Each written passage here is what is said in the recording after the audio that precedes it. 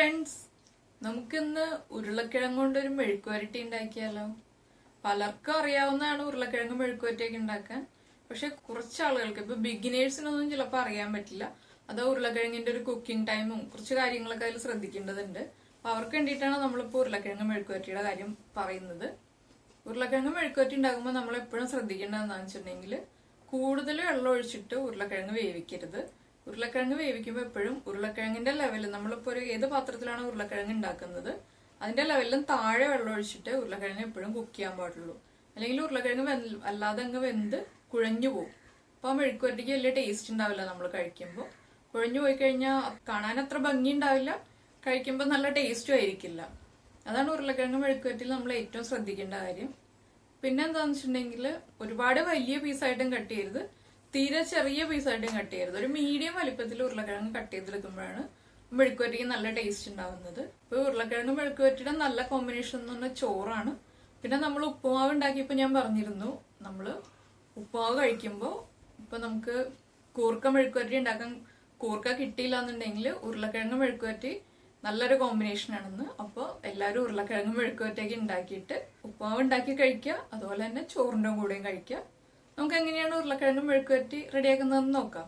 നമുക്ക് ഇൻഗ്രീഡിയൻസ് നോക്കാം. നമ്മള് പൊട്ടറ്റോ ചെറുതായിട്ട് കട്ട് ചെയ്ത് വെള്ളത്തിലിട്ട് വെച്ചിട്ടുണ്ട്. ഉപ്പ്, കാശ്മീരി ചില്ലി പൗഡർ, ചുവന്നുള്ളി, മഞ്ഞൾപ്പൊടി, കടുക്, കറിവേപ്പില, വെള്ളം, വെളിച്ചെണ്ണ. ഇപ്പൊ ഇതാ നമ്മളൊരു മൺചട്ടിയിൽ വെള്ളം തിളപ്പിക്കാൻ വെച്ചിട്ടുണ്ട്. വെള്ളം തിളയ്ക്കാറായിക്കൊണ്ടിരിക്കുകയാണ്. ഇതിലേക്ക് നമുക്ക് നമ്മൾ എടുത്തു വെച്ചിരിക്കുന്ന മഞ്ഞൾപ്പൊടി ചേർക്കാം. ഇതിലേക്ക് ഇനി നമുക്ക് നമ്മൾ കട്ട് ചെയ്ത് കഴുകി വെള്ളത്തിലിട്ട് വെച്ചിരിക്കുന്ന പൊട്ടറ്റോ പീസസ് ചേർക്കാം.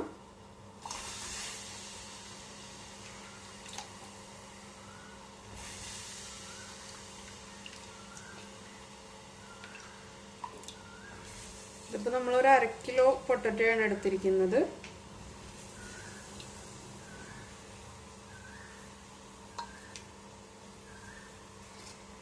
ഇത് നമുക്ക് നന്നായിട്ടൊന്ന് ഇളക്കി യോജിപ്പിക്കാം. നന്നായിട്ട് മിക്സ് ചെയ്യാം.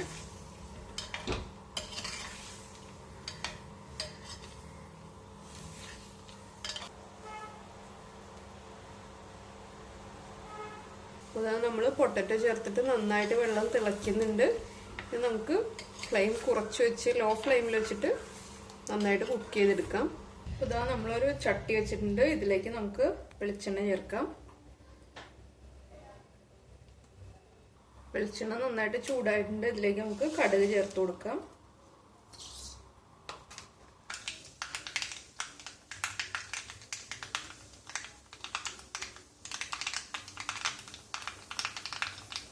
അപ്പോൾ ഇതാ നമ്മുടെ കടുക് നന്നായിട്ട് പൊട്ടി വരുന്നുണ്ട്. ഇതിലേക്ക് നമുക്ക് ചതച്ച് വെച്ചിരിക്കുന്ന ചുവന്നുള്ളി ചേർക്കാം. ഇതിപ്പോൾ നമ്മളൊരു 15 ഉള്ളിയാണ് എടുത്തത്. ഉള്ളി ഇല്ലാന്നുണ്ടെങ്കിൽ നമുക്കൊരു പകുതി സവാള ചേർത്തിട്ടാണെങ്കിലും, സവാള ചെറുതായിട്ട് മുറിച്ചിട്ട് ചേർത്തിട്ടാണെങ്കിലും ഉണ്ടാക്കാം. പക്ഷെ ചുവന്നുള്ളി ചേർത്തിട്ട് നമ്മൾ മെഴുക്കുവരട്ടി ഉണ്ടാക്കുമ്പോൾ നല്ല ടേസ്റ്റ് ആയിരിക്കും.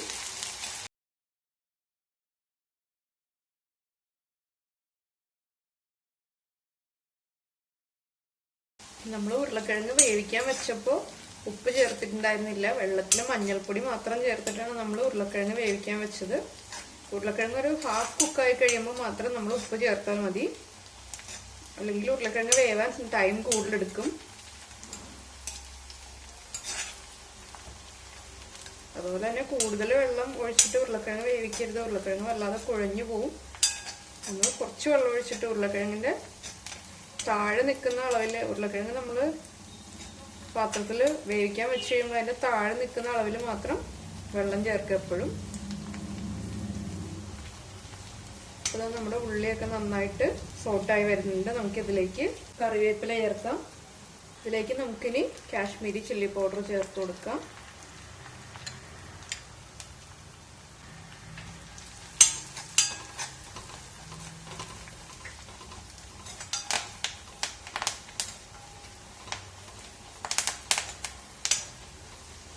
ചില്ലി പൗഡറിന്റെ റോ സ്മെല്ലൊന്ന് മാറി വരുമ്പോഴേക്കും നമുക്ക് നമ്മൾ വേവിച്ച് വെച്ചിരിക്കുന്ന ഉരുളക്കിഴങ്ങ് ചേർത്ത് കൊടുക്കാം.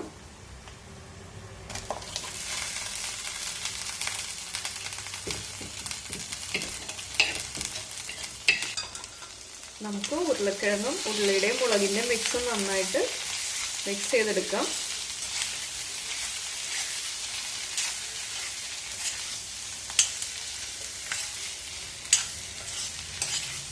ഇതാ നമ്മുടെ വളരെ എളുപ്പത്തിലുള്ള, എല്ലാവർക്കും അറിയാവുന്നത് തന്നെയാണ്, എങ്കിലും അപ്പോൾ അറിയാത്ത ആൾക്കാർക്ക് വേണ്ടിയിട്ടാണ് നമ്മളിപ്പോൾ ഇത് ചെയ്തത്. അപ്പോൾ വളരെ എളുപ്പത്തിൽ നമ്മൾ ഉരുളക്കിഴങ്ങ് മെഴുക്കുവരട്ടി റെഡിയാക്കിയിട്ടുണ്ട്. ഇനി നമുക്ക് ഫ്ലെയിം ഓഫ് ചെയ്യാം. അപ്പോൾ ഇതാ നമ്മുടെ ഉരുളക്കിഴങ്ങ് മെഴുക്കുവരട്ടി റെഡി ആയിട്ടുണ്ട്. നമ്മൾ ചതച്ച് ചേർത്ത ഉള്ളിയൊക്കെ നന്നായിട്ട് മൊരിഞ്ഞിട്ട് ഉരുളക്കിഴങ്ങിലൊക്കെ നന്നായി പൊതിഞ്ഞിരിക്കുന്നുണ്ട്, ഉള്ളിയും മുളക് പൊടിയും എല്ലാം ചേർത്ത മിക്സ്. അപ്പോൾ എല്ലാവരും ഉണ്ടാക്കി നോക്കുക, കഴിച്ചിട്ട് കമൻസൊക്കെ അറിയിക്കുക. നമുക്ക് അടുത്ത ഡിഷുമായിട്ട് അടുത്ത ദിവസം കാണാം. ബൈ.